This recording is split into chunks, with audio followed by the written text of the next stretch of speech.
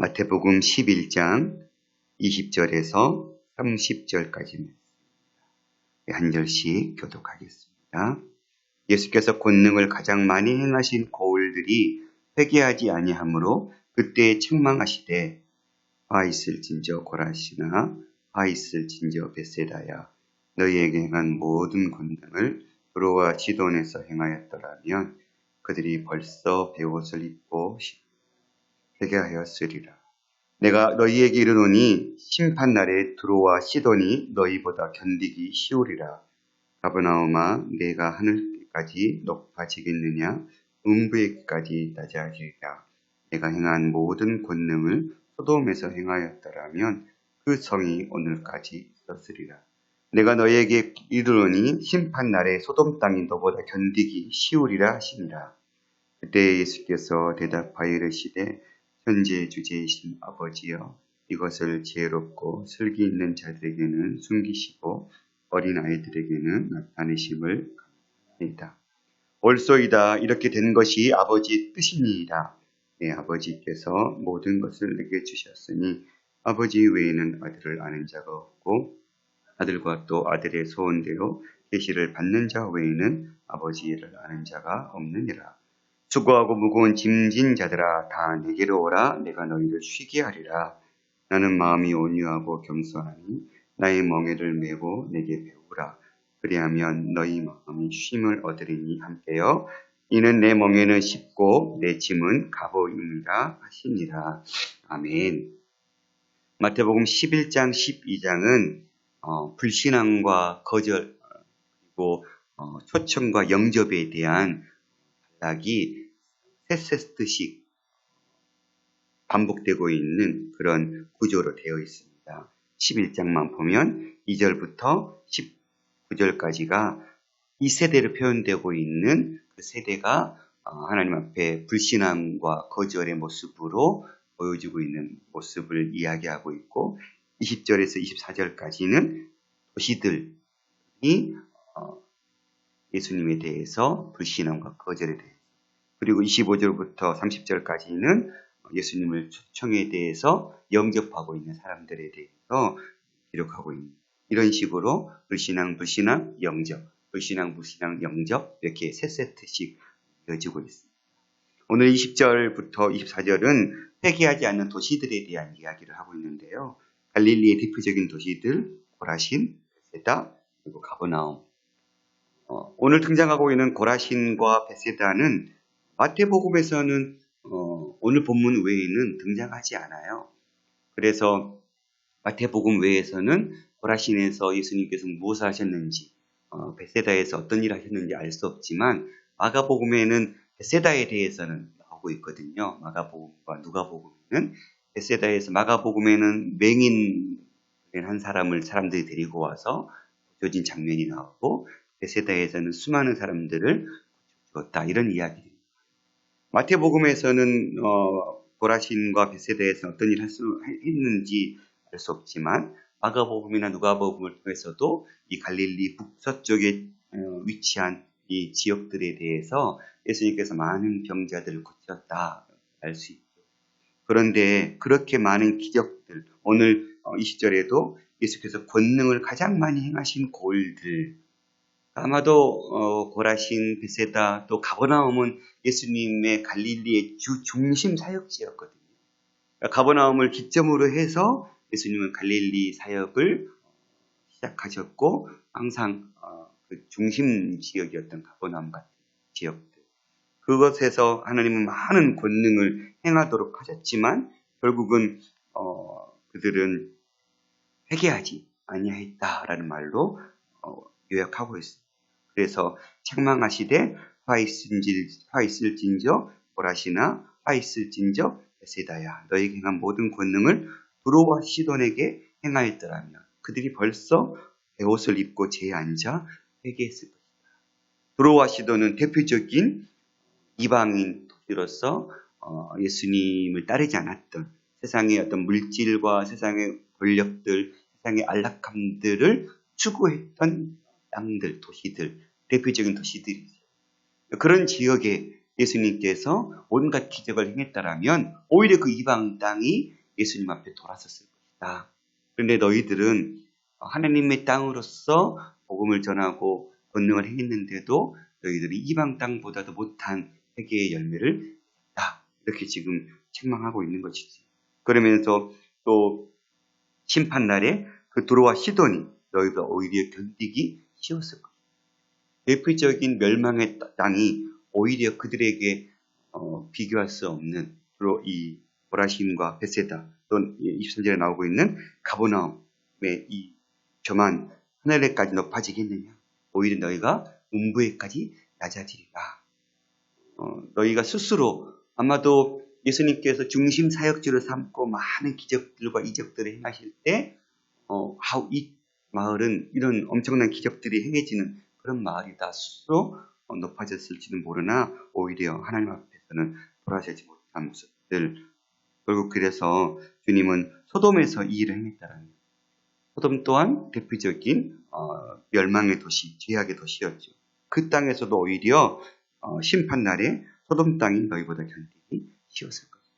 이렇게 수많은 기적들과 권능을 행했던 그 땅, 그 도시들은 오히려 예수님을 받아들이지 않았다. 그래서 주님은 책망하고 있습니다.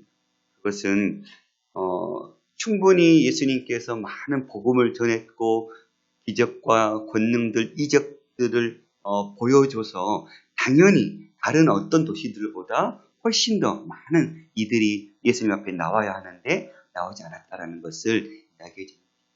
똑같은 맥락이 이제 이 세대로 표현되었던 앞 단락에서도 많은 기적들을 행했지만 그 세대들이 예수님을 따르지 않았다. 오히려 따르지 않을 만한 이들이 오히려 예수님 앞에 돌아섰다라는 것들을 보여주고 있는데요. 25절에 그것을 더 구체적으로 얘기하고 있습니다. 그때 예수께서 대답하여 이르시되 천지의 주제이신 아버지. 그때 아마 예수님께서 이제 그렇게 많은 복음들을 그 세대에다가 그리고 그 도시에다가 복음을 전했는데 예수님 기도는 천지의 주제이신 아버지여 이것은 아마도 지금까지 앞에서 예수님께서 보여줬던 사역의 전반적인 것들을 이야기할 거예요. 이것을 지혜롭고 슬기로운 자들에게는 숨기시고 아마 이 지혜롭고 슬기로운 자들은 바리새인과 같은 자들, 사두개인과 같은 자들, 선생이라고 속칭 불리고 있는 그 자들에게는 숨기셨다라는 거예요. 스스로 하나님을 많이 나는 알고 있다고 외치고 있는 자들, 스스로 높은 선생의 자리에 앉아 있었던 자들에게는 오히려 숨기셨고 어린 아이들에게는 아마 이 어린 아이들에게는 예수님을 따르는 제자들과 많은 무리들을 이야기하겠죠. 그러니까 오히려 예수님 하나님을 알만한 자들이었고 하나님을 따를 만한 자들은 오히려 따르지 않았고 오히려 비천하고 낮은 자들 그리고 스스로 우리는 죄인이라고 이야기하고 겸손히 썼던 자들에게는 하나님은 복음을 나타내셨다는 거예요. 그래서 그것을 감사하고 있어요. 오히려 예수님의 입장에서는 그 선생과 같은 자들, 즉 지혜롭고 슬기로운 자들에게도 예수님 하나님께서 복음을 나타내 주셨으면 좋겠습니다라고 기도해야 되는데 오히려 그들에게 이 순리에 따라서 그들은 받아들이지 않고 오히려 겸손을 낮았던 자들이 예수님을 받아들인 것에 대해서 예수님은 하나님께 감사하고 있어요. 그건 아마도 예수님은 하나님의 그 뜻에 초점이 맞춰져 있었잖아요. 그러니까 하나님의 뜻은 스스로 교만하고 겸손하지 않는 자들에게는 나타날 수 없다. 이것이 하나님의 뜻이다라는 거예요. 그러니까 하나님께서 그것을 작정하지 않으셨지만 그렇게 겸손하지 않는 자들, 스스로 부족함이 없다고 느끼지 않는 자들에게는 이 복음이 나타날 수가 없다. 이것이 아마도 세상 속에서 이루어질 수밖에 없는 그러한 모습임을 예수님은 인정하고 그렇게 행하신 하나님에 대해서 감사하다라는 표현을 쓰고 있습니다. 올소이다 이렇게 되는 것이 아버지의 뜻입니다. 내 아버지께서 모든 것을 내게 주셨으니 아버지 외에는 아들을 아는 자가 없고 아들과 또 아들의 소원대로 계시를 받은 자, 즉 하나님께서 택한 자들이죠. 그 택한 자들의 외에는 아버지를 아는 자가 없다. 결국은 우리가 복음 앞에 서는 것은 하나님께서 택하셨기 때문이고 우리가 그 복음 앞에 우리가 스스로 겸손하게 가난함을 기억하고 하나님의 필요를 요구하고 섰을 때 오히려 그런 자들에게는 하나님의 구원이 임하셨음을 알 수 있습니다. 그러면서 주님은 수고하고 무거운 짐진 자들아 내게로 오라. 아마도 이 수고하고 무거운 짐진 자들은 제자들이 아니라 아직 주의 복음을 받아들이지 않는 많은 사람들을 대상으로 주님은 기도하듯이 말씀 선포하고 있는 것이죠. 그러면서 내게 오라 했던 이유는 내가 너희를 쉬게 하겠다. 그러니까 예수님께로 돌아설 때만 진정한 인생에 힘이 있다는 것을 예수님은 말씀하고 있는 것이죠. 그러면서 그렇게 내가 너희를 쉬게 할 것인데 어떻게 쉬게 하냐면 나는 마음이 온유하고 겸손하기 때문에 내 멍에를 메고 내게 배우라는 거예요. 아마도 여기서 이야기하고 있는 이 멍에는 이 수고하고 무거운 이 짐은 무엇이었을까? 그냥 죄의 짐일까? 아니면 세상에 살아가면서 주어지는 여러 가지 해결해야 될 그런 삶의 문제들일까? 1차적으로는 여기서 얘기하고 있는 이 무거운 짐은 율법적인 짐을 의미합니다. 즉 선생이라고 불렸던 바리새인들과 같은 지도자들은 말씀을 풀어하고 율법학자들이나 이런 서기관들은 말씀을 풀어서 사람들에게 그 율법보다도 말씀보다도 훨씬 더 많은 무거운 율법의 짐들을 지어놨거든요. 사람들에게 더 많은 조항들을 만들어서 지킬 것을. 그래서 사람들에게 있어서는 오히려 그 수많은 율법에 지켜야 될 문제들이 오히려 그들에게는 무거운 짐으로 여겨졌다. 율법학자들이나 바리새인들은 백성들에게 그렇게 율법을 더 많이 스스로 만들어내서 지키라고 요구했지만 그들은 누구도 그들이 그 율법을 통해서 잘 짐을 지을 수 있도록 도와주지는 않았어요. 무거운 짐처럼 그들에게 더 많은 율법의 짐들을 떠맡기기만 했지 어떻게 하면 그 율법의 무거운 짐들을 지킬 수 있을지에 대해서는 그들은 전혀 관심이 없었다는 거예요. 그러니까 백성을 사랑하는 마음으로 예수님의 뜻을 알려주고 그 뜻을 이룰 수 있도록 도와주는 존재들이 아니라 오히려 그들의 그 지식으로 더 많은 무거운 짐들을 사람들에게 그 율법의 짐들을 가져다 주었다는 사실. 그래서 이 율법의 짐을 통해서 백성들은 오히려 수고하고 무거운 짐을 짊어지게 됩니다. 이것도 했어야 되는데 이것도 했어야 되는데 이것도 못했는데 스스로 그 율법의 무거운 짐을 메면서 스스로 구원의 길을 찾지 못하고 있는 사람들, 그들에게 내게로 오라, 내가 너를 쉬게 할 것이다. 그러면서 나의 멍에를 메고 내게 배우라. 그러면 예수님의 멍에가 무엇과 관계되어 있을까? 예수님의 멍에는 오히려 훨씬 더 어떤 무거운 그 무게로 비교하면 훨씬 더 무거울 수 있죠. 왜냐하면 예수님은 율법보다도 훨씬 더 중요한, 더 무거운 어떤 가르침을 주셨으니까요. 그러니까 절대적인 무게로 따지면 그들이 부여했던 많은 율법의 무게보다도 예수님께서 우리에게 요구하신 제자도가 훨씬 더 무거울 수 있죠. 그런데 어떻게 주님은 그 멍에를 우리에게 내라고 했을까? 이 멍에는 예수님과의 그 관계 속에서 기초하고 있는 것이죠. 수고하고 무거운 짐진 자들아 내게 오라고 그랬을 때 예수님께서 우리에게 지어지는 그 멍에는 절대적인 무게는 엄청 무겁지만 오히려 그러나 쉽고 가볍다고 예수님께서 말씀하신 이유, 이는 내 멍에는 쉽고 내 짐은 가볍다.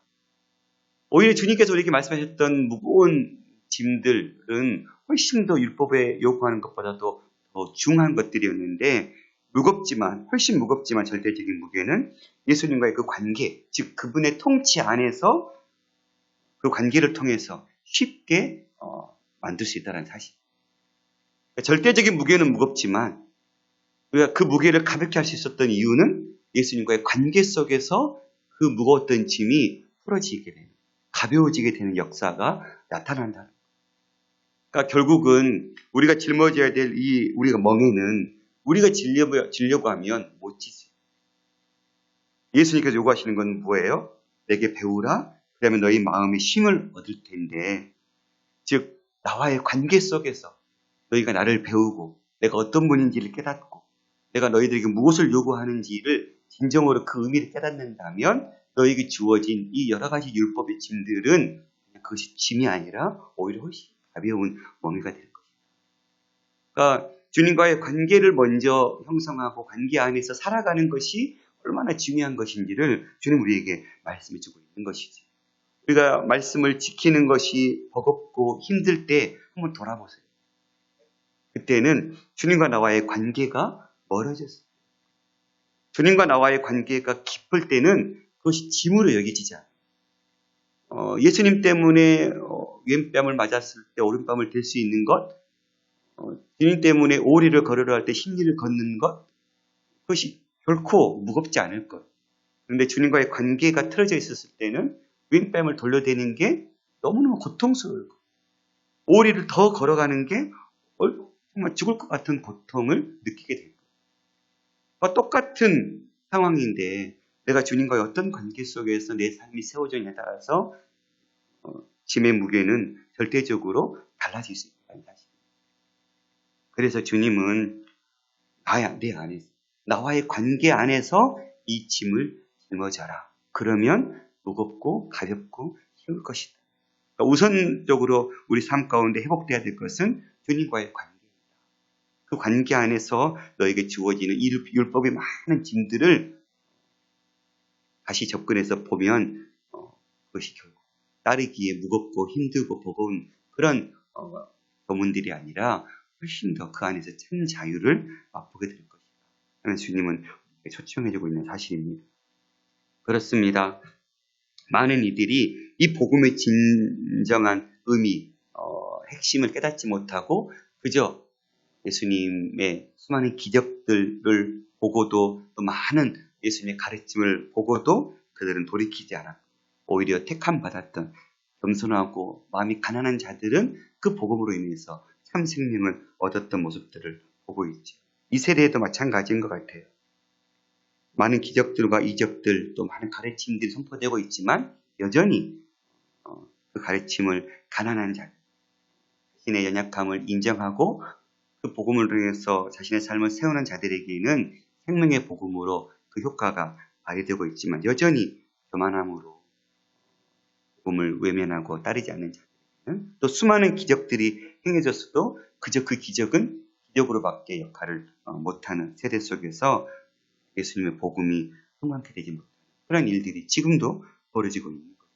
결국은 예수님의 권능이 행해지느냐 안 행해지느냐, 예수님의 복음이 선포되느냐 안 선포되느냐가 중요한 것이 아니라 그것을 어떻게 받아들이고 그 앞에 어떻게 서느냐의 문제인 것. 오늘 이 세대를 위해서 우리가 기도할 때 이 세대가 정말 예수님의 복음 앞에 돌아서는 역사가 일어나게 해주십시오. 이 세대가 정말 예수님께로 돌아갈 때 진정한 삶의 무게가 가벼워짐을 깨닫고 보는 역사가 일어나게 해주십시오라고 기도하는 하루가 되었으면 좋겠습니다. 뿐만 아니라 우리의 삶 가운데서도 여전히 무거운 짐과 같은 예수님의 말씀의 가르침에 허덕이고 무거운 짐처럼 질질질 겨우겨우 끌고 가면서 한 걸음 한 걸음 걷고 있는 삶이라면 우리 자신의 나와의 하나님과의 관계를 다시 좀 재점검하고 내가 그 짐을 짊어지기 전에 내가 그 짐을 짊어질 수 있는 주님과의 관계가 온전히 회복되었는가 살피면서 절대적인 짐의 무게는 무겁지만 예수님 안에서 그 짐을 짊어질 때 그 무거운 짐이 절대적으로 가벼워지는 짐으로 바뀌는 역사들을 경험하고 누리는 그런 삶으로 세워질 수 있기를 소망합니다. 기도하겠습니다. 살아계신 아버지 하나님 감사합니다. 이 세대가 수많은 기적과 이적을 보고도 또 수많은 예수님의 가르침을 듣고도 외면하고 돌아서지 않고 있는 세대 속에서 하나님은 그 세대를 향해서 그 도시들을 향해서 안타까워하는 마음을 토로하셨습니다. 이 세대에도 동일한 일들이 일어나고 있습니다. 예수 그리스도의 복음이 선포되고 있지만 그 복음 앞에 돌아서는 자들은 극히 적은 자들입니다. 주님, 이러한 세대 속에서 우리가 먼저 구원 얻은 자로서의 그 감격, 그 기쁨들을 가지고 아직도 이 구원의 복음을 깨닫지 못한 많은 이들을 위해서 하나님 복음 전도자의 삶을 살아낼 수 있도록 도우시고 우리에게 주어진 이 무거운 짐들을 우리가 짊어질 때 하나님과 그 관계 속에서 절대적인 그 무거운 짐의 무게를 하나님 가볍게 덜어낼 수 있는 그런 지혜로움이 있게 하옵소서. 제 무거운 짐을 율법의 짐들을 짊어지기 전에 내가 주님과의 어떤 관계 속에서 그 짐을 짊어지고 있는가를 살피게 하여 주시고 하나님과의 관계를 회복하고 주님과의 날마다 영적 깊은 그 사귐의 자리 속에서 우리의 삶을 세워나갈 수 있도록 우리가 짊어져야 될 그 복음의 짐들을 짊어지고 걸어갈 수 있도록 그래서 그 지혜로움을 허락하여 주시옵소서. 주님 오늘 또 그 앞에 들고 나온 수많은 기대 제목 가운데 함께해 주시고 생명의 복음을 선포하기 위해서 땅끝 오지를 마다하지 않고 그 복음을 두고 나가 계시는 모든 선교사님들의 그 삶 가운데 함께하여 주옵소서. 모든 말씀 우리 주 예수님 이름으로 감사하며 예수드렸습니다. 아멘.